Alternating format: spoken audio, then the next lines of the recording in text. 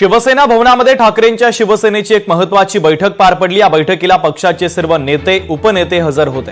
ठाकरेंची शिवसेना पक्षाची ताकद वाढवण्यासाठी आणि डॅमेज कंट्रोलसाठी 2 मार्च पासून ठाकरेंचा राज्यभर दौरा आहे आणि या पार्श्वभूमीवर ही महत्त्वाची बैठक होती।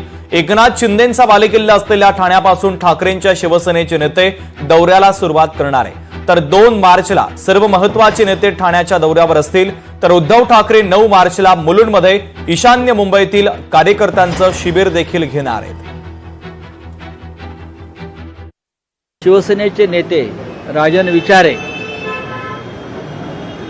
यांचं सर्व शिवसेना नेत्यांना ठाण्यात यायचं निमंत्रण आहे।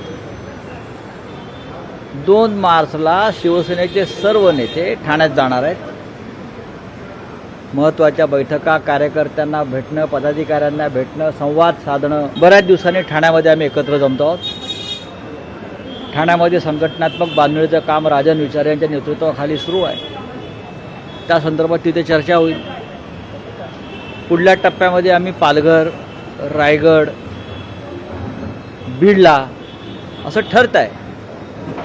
पण ज्या बैठका सध्या सुरू आहेत त्याचा भर हा पूर्णपणे संघटनात्मक बांधणीवरच आहे। लोकशाही मराठी ऐका, पहा, जागरूक रहा।